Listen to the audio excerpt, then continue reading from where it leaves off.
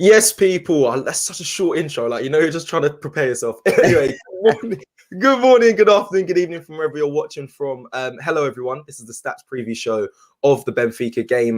We've got a lot to discuss today. And do you know what? I just want to quickly give a shout out to everyone listening. I know, do you know what? I never get bored of this. Just saying thank you for watching. Thank you for tuning in. I got a message yesterday saying, thank you, Cecil and James. You've been, every morning you accompany me on my run. I put you guys on and I was like, that is mad. Like, you listen to us talking, while you're doing your run. But we're here to give you all the information you need to know before the game. Win or bust is the big question of the title. Big question today is if he loses tomorrow, is that Arteta out for you lot? I mean, for me, the season was completely finito if we lose tomorrow. But I don't want to be thinking negative. I want to be on this upward positive vibe of just, come on, Arsenal. This is it. This is what is going to keep us all engaged because football's been painful.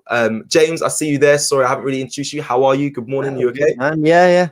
Fine. To answer the big question, yeah, it's bust if we lose. It's look, whether it becomes Arteta out and all that, I think you've got to give it to the rest of the season. But by this point, what's the point changing the manager? Yeah. We're not. You may as well see it out and see what happens.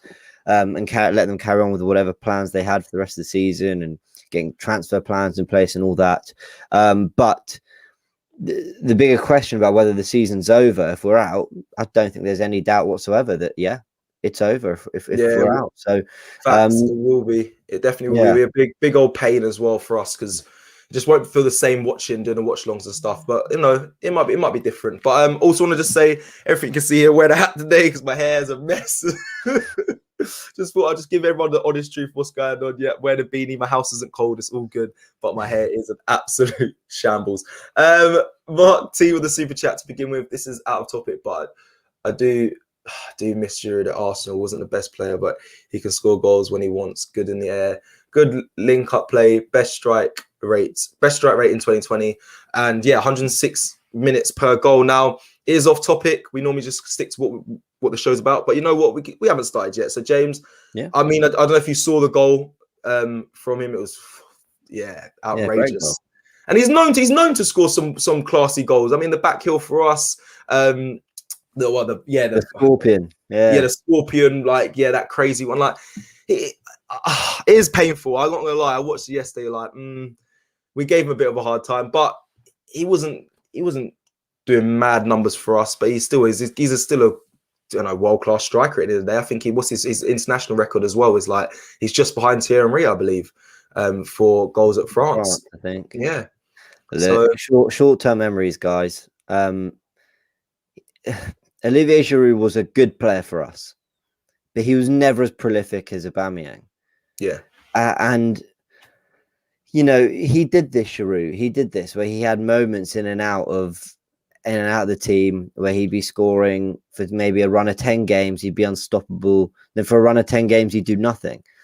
He was erratic. I think he's one of those players who's aged very well.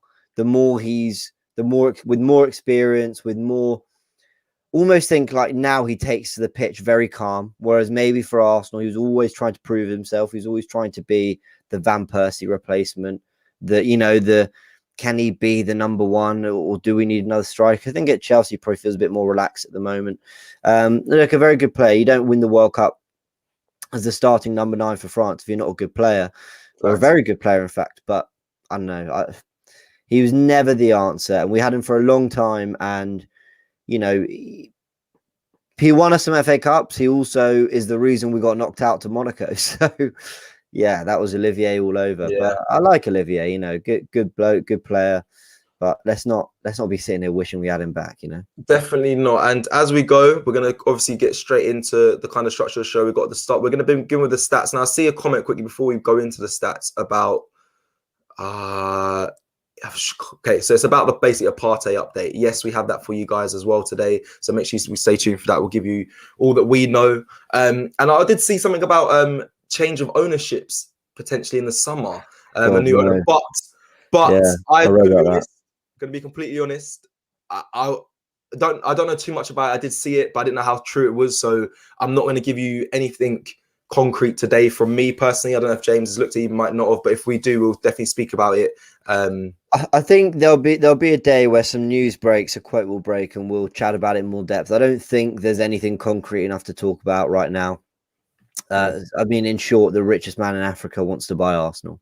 Again, it's that. Okay. Yeah. So we won't go into it today, but it No. was interesting. Yeah. We'll see what happens with that, but I don't think it's concrete enough to sort of speak about. But what is concrete enough to speak about, and I know you touched on it, but I think we should actually open with it, is an update on Thomas Partey.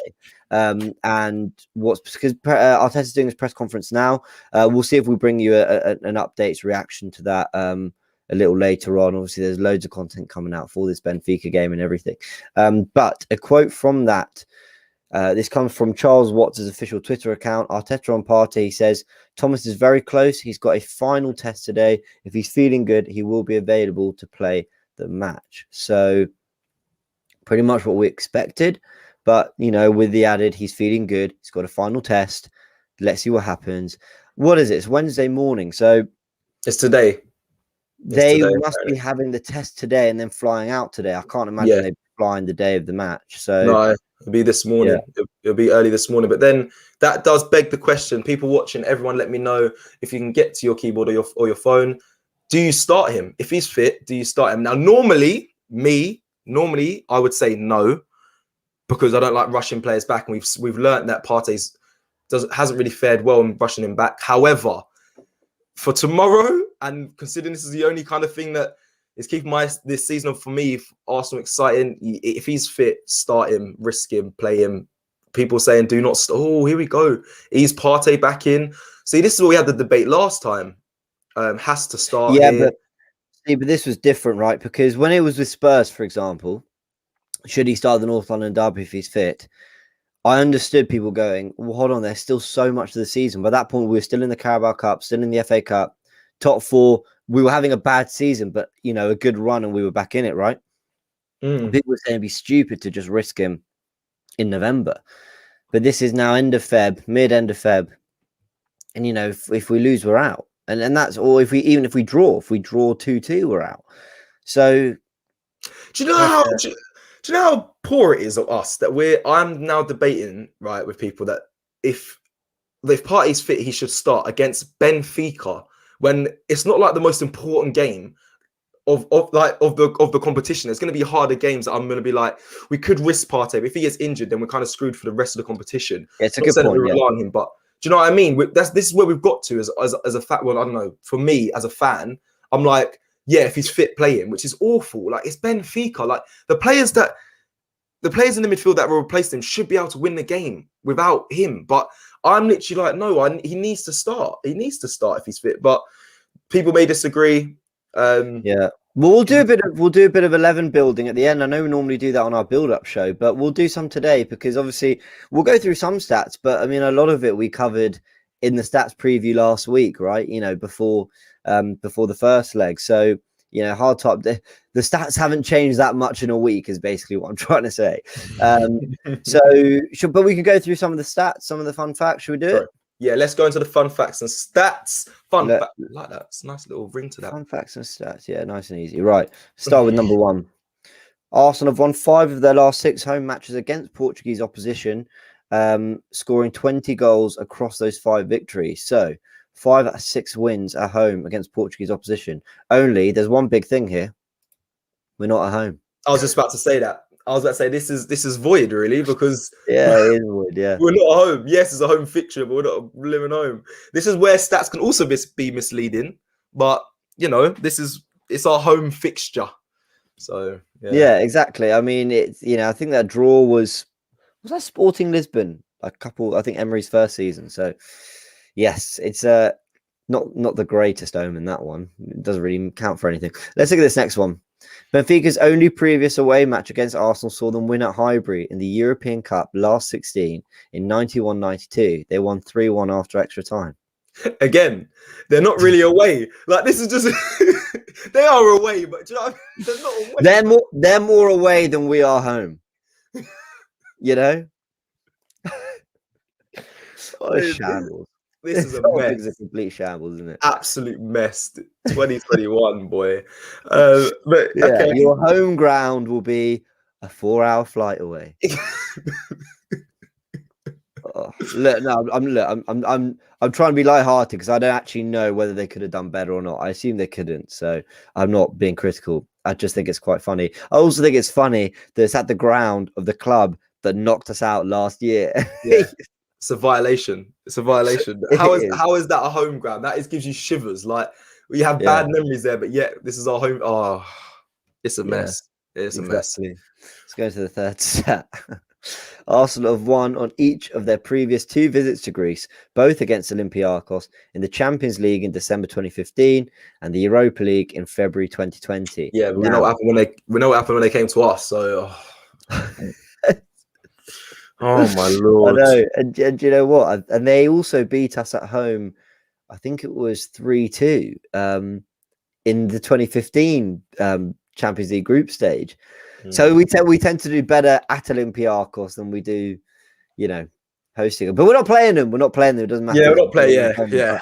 It's just funny. Our trips to Greece and to the Olympiacos ground, the name has escaped my head. We tend to do all right there. And obviously, as the Lacazette winner, but then Giroud, we've just been talking about, had a stormer there in 2015 as well. So maybe we could borrow Giroud just for tomorrow night. But yeah, imagine. Let's look at the full stat. Benfica's last knockout stage match held in Greece was a 1-0 win away to PAOK. PAOK. It's so difficult. Yeah, I never know how to say this name. Yeah, I never know either. Salonika. If someone in the comments can let us know, do they pronounce it letter by letter, or is that like a full? Because you see it in capitals sometimes, don't you? Anyway, yeah. In the last 32 of the UEFA Europa League in 2013-14, I mean, cool.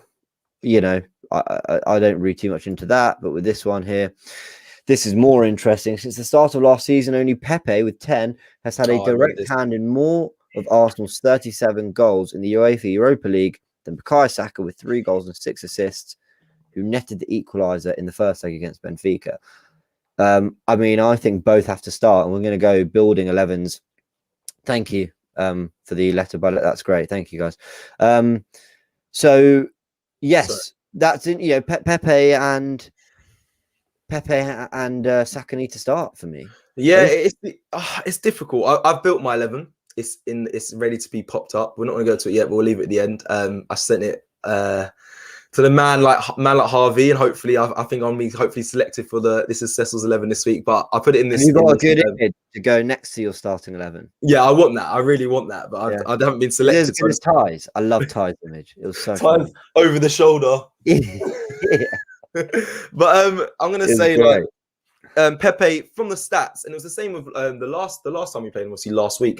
He had the highest stats as well, so that one hasn't changed, and that kind of begs the question that he should be starting. I'm going to be honest, he's not in my starting 11. Pepe's not. Nah. Actually, let me just. I'm not going to pop it up. I'm just going to see if I can quickly. No, I don't believe it. No, he's not. So I know that it might be harsh, but we're going to get up the 11s at the end and we'll go through it. But that's it, really. He's not in mine, unfortunately, but. Yeah, man. So, but his stats prove he should be involved. Yeah, it's not in my. I just think we should play our strongest 11 Thursday. That's it for me. As a fan, I want to watch what I believe to be our strongest 11. I want to watch them play. I want to enjoy the game, and I believe it will get us the win. So, unfortunately, Pepe doesn't make the cut for me there, but. It'd be nice to see. I've said but about a million times. It'd be nice to see him featured off the bench. Interesting. Well, let's have a little look at some of the European records. Obviously, this is crunch time. We've said it, win or bust. Let's have a look at. I mentioned this on our pre-match. The build-up show last week before we played them. Try and have a little look at Benfica's record in Europe of late. We'll touch on it briefly because we have spoken about it in a different show. But what I'm really pointing out here is that they are a Champions League team. They always have been. Often they've been in the Europa League because they've been finishing third in their Champions League group. And, you look at the teams that they've been, knocked out of Europe for finishing fourth in the group in the Champions League a couple of years ago. But even the teams they've lost to in the Europa, Frankfurt and Shakhtar, good sides. Frankfurt, not really Champions League regulars. Shakhtar, I think pretty much are in and out. So they're a Champions League side. That's the reality of what we're facing. And I know we are sort of desperate for Arsenal to win, but we've got to acknowledge that, you know, we're coming up against a really good side here. Yeah. I hear what you're saying. I haven't got really much to say on it. You are right. I remember you brought it up last time, and I did think, boy, yeah, they've been in the Champions League quite often, so it's going to be a tough one. It is going to be a tough one. I still am I'm still confident Arsenal should be able to beat them, and they should. After the first leg, I feel more confident, but not confident because we got the result we wanted, but confident in the sense that I'm thinking these guys, they're not that good. Yeah, they're not that good. We should have won. They look old. They look lethargic. We should have won that game. Yeah, we should have won that game. But the thing is, if you don't put the ball in the back of the net, there's always a chance. You could argue that as good as City were against us, you know, by not killing it off, we were always in the game. The thing is, City are much better than us. Do you get what I'm saying? I get what you're saying, but I never saw us scoring against City. No, I didn't feel like they stepped up. But I hear what you're saying. We could have maybe nicked a draw. I never saw Benfica scoring against us. And then they got a penalty. You know, they didn't look like it. If ever, it was because of mistakes. And you know me, I'm always sitting here trying to, but the opposition are good. They got this, they got that. And Benfica are a good side. They got good players. But we spoke about one of them, Everton. Their centre backs, they're experienced. Yeah, they got good players. But I'm just like, come on, Arsenal. This is on you. If you don't get through, this is on you. We will not come out of tomorrow going, Benfica were too good, eh? They're too good. What could we do? We won't be like that. A lot of people said that after City, but that won't be the case tomorrow. 100%. And people were saying, like I said, like Everton was looking at their strongest players and what their fans thought were their best players. They didn't even start. Like they didn't put a good outfit out, in my opinion. And yeah, I mean, the first leg was there for the taking. We just didn't take it. So this is why the pressure falls on tomorrow's game, and hopefully we see us dominate. We just got to take our chances, which I don't think we did in the first leg. Right. What have we? Here we go. Yeah. Awesome. Make some grim reading, eh? Right. 3 years in a row in the Europa League. And that's not because we finished third in a Champions League group. That's because we just fully didn't qualify for it. You know, knocked out to Olympiacos last year on away goals. I hate the away goals rule, by the way. I absolutely hate it. Yeah. How can you let a team go through for scoring the same amount of goals as the other team? I hate it. Let me know in the comment section. Away goals, would you scrap it? Arsenal have been victim of the away goal rule quite a few times pre-2016, actually. But yeah. Anyway, we won't really talk about it too much. You know, got to the final of the Europa against Chelsea. Disappointing to lose that, especially in the manner we did. Losing to Atletico Madrid when we were playing against 10 men at home. You know, it was a silly mistake from Koscielny and then a slip from Mustafi that allowed him to get back in it. You know, we should have won the Europa League both those years. We really should have. I know Chelsea finished above us in the league in 2019, but they were having a very indifferent season. A lot of them weren't backing Sarri. It was very hit and miss. We very much fell apart towards the end of that season.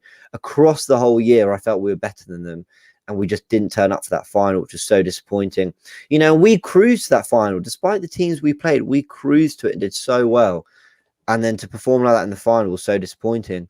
And then Atletico Madrid, you know, like we played all the football, a bit like Chelsea last night against them. We played all the football, but they did an Atletico on us, you know, and we get knocked out, and it would have been Marseille in the final. It wouldn't have been easy, but, you know, you'd have backed us again, and we didn't.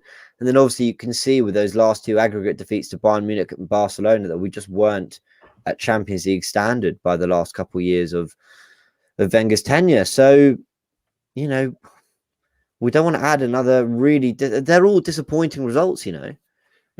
Yeah, we've bottled it quite a few times, and it's not good. It's not been good, James, at all. I mean, for the past like 10 years, if I'm completely honest, hasn't been great. Definitely in Europe. Well, in my whole being an Arsenal fan in Europe. Well, actually, that's a lie. It has been the final we went to, but that was a long time ago.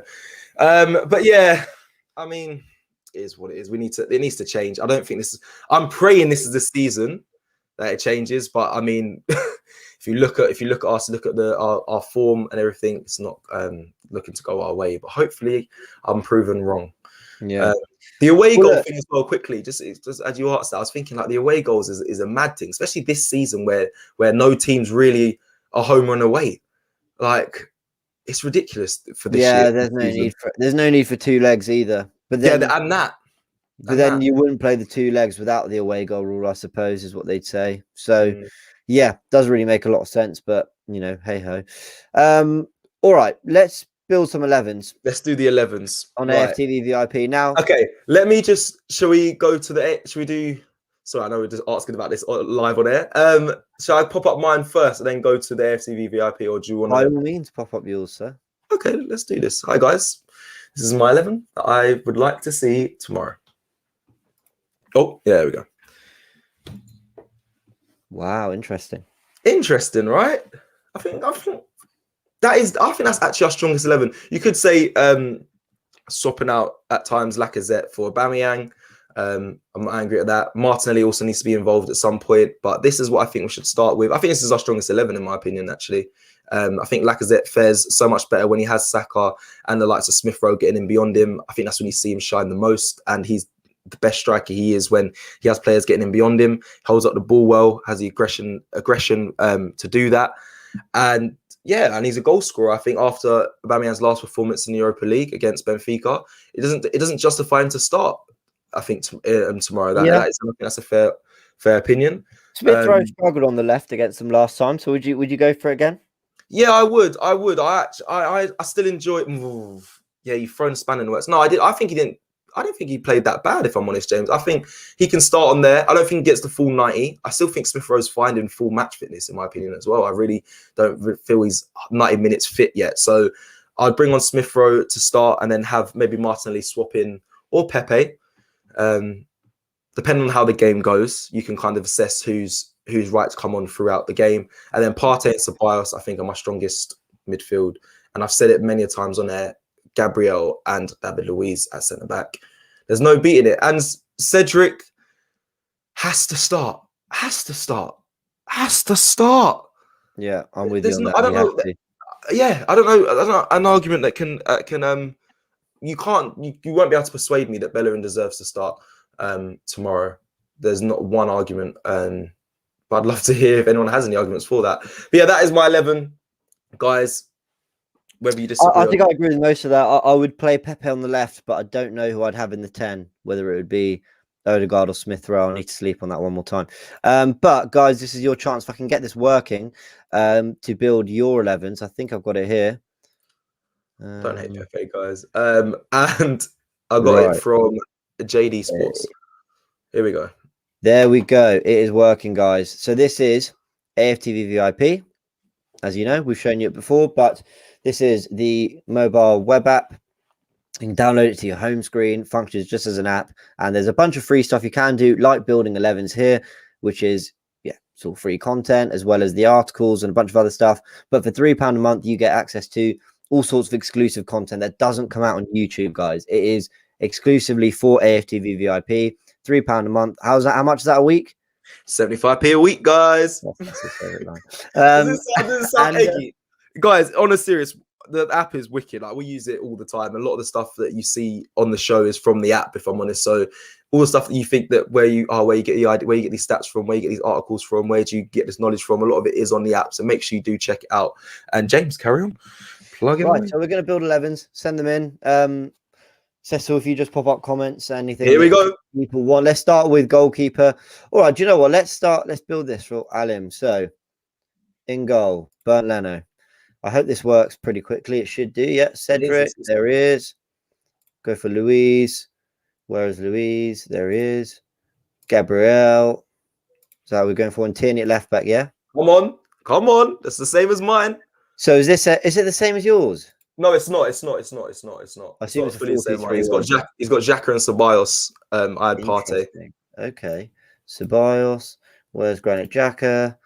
I contradict myself by saying no. We need Partey in there. We do, but Saka, Smith Rowe. Is that Pepe? Yeah, Pepe. And then up front, Lacazette. I think. Do you know what? This is probably a more balanced team.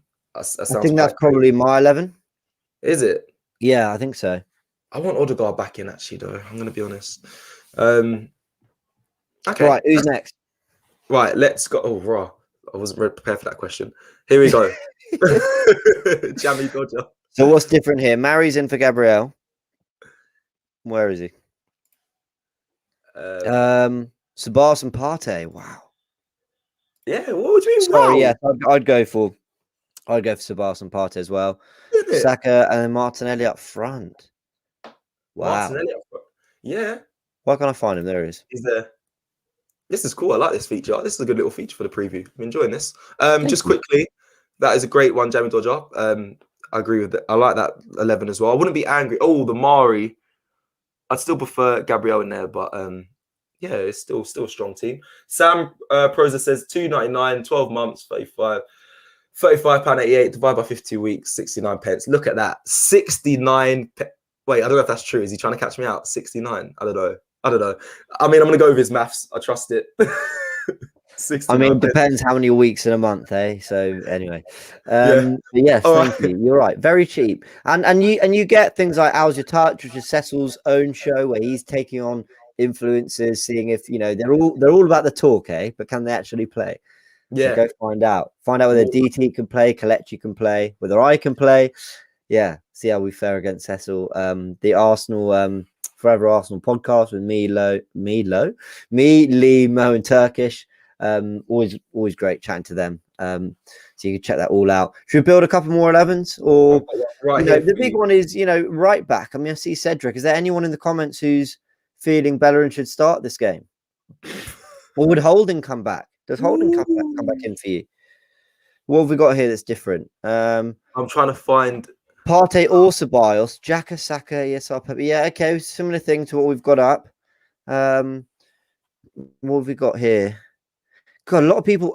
Okay, this is the first 11 that's had a Aubameyang, our captain, who got us to Europe in the starting 11. But he's playing left. Guys, he's playing left of the three though. But you know what? Yeah, no, I don't think he deserves to start. Here we go, James. Wow, okay. Bellerin starts here. Fair enough. Oba, ESR, like okay. The rest seems to be what he's gone for. Sorry, my bad.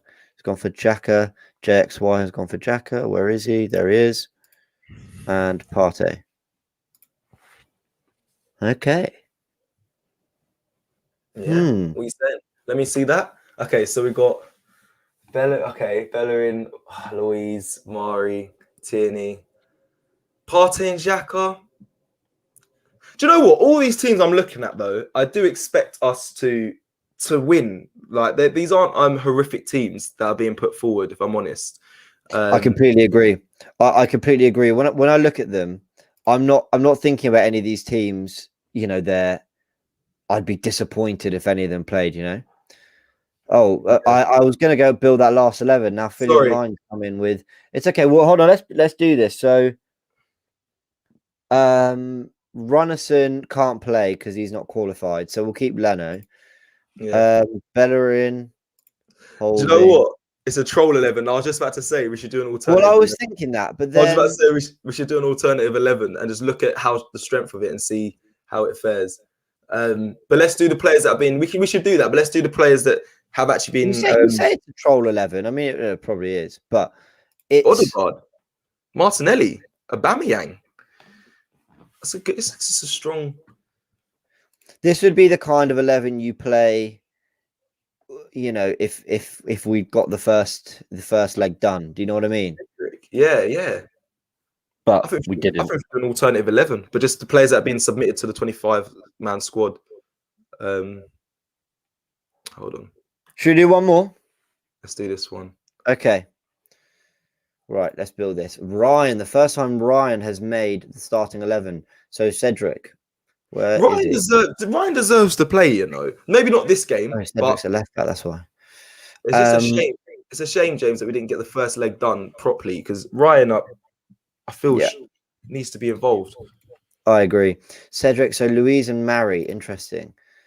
You know what? Mary's getting a lot of love from Arsenal fans, and I'm really happy about it because he was written off. People saying, why did we waste our money? What was the point signing him?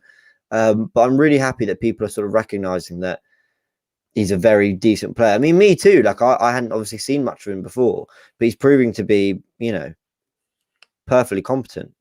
Yeah, I think Mary's he's a good player. I think he still needs he needs minutes, he needs fitness, match fitness, and that. So sorry, let me get rid of this. We're missing a player. Anyway, we're missing a player from that 11. Okay. Well, that was the last one. But I was gonna say, yeah, Mary seems he seems capable. He does seem capable. I just think, like I said, the sharpness, match fitness needs to definitely be added to his game. Still, in my opinion, he's definitely, I wouldn't say he's the strongest in a pairing at centre back, but he's definitely my third choice centre back. But yeah, okay. That's my team. That's what I'd go for. Okay, let me just take this break. Talk us through it. Leno, I think it's just too important. He's got to play. Luis and Gabriel, I think, are our strongest partnership. Cedric and Tierney's obvious. Partey and Ceballos, just because I think, as well as Jack has played recently, I want a bit of dynamism and flair and creativity in there. Odegaard, because I think Smith Rowe's played a lot of football, needs a bit of a rest. And Odegaard, I know he didn't do much against City, but it looked really bright, especially in that first Benfica game. And then Saka and Pepe for pace, and Lacazette because he's done well and didn't deserve to be dropped in the first place. So, yeah. That's it. Thank you, James, for that. Thank you, everyone. There we go. Lovely jumping. We're back. Guys, we're actually coming towards the end, well, if not the end of the show for today. That was your stats preview. Just to let you guys know, there is more to come. There is more to come. I just want to say there's things happening in the pipelines at AFTV. Shows are getting bigger. Things are happening. I can apologize, but it's not our fault that we're at home and we had to adapt. But we soon will be bringing you the full production, everything you need and more before match day. So please stay tuned to that. And we thank you again for supporting. We see your messages. We love your conversations. Thank you so much for getting involved in everything we're doing. And yeah, there's more to come. So stay tuned for that. Enjoy the rest of your Wednesday. It is a hump day today. I always forget what day it is, always. Say, remember yesterday I was like, enjoy your Tuesday, and after the show finished, I was like, James, is it Tuesday? Yeah, it's true. Anyway, we're just in a mad world. We're in the hexagon. It is mad. We're in the hex. But anyway, big up you lot. Have a great rest of your Wednesday, and we'll see you tomorrow. Hopefully Arsenal can, get through the Europa League and we can enjoy the rest of the season. Come on, you Gunners.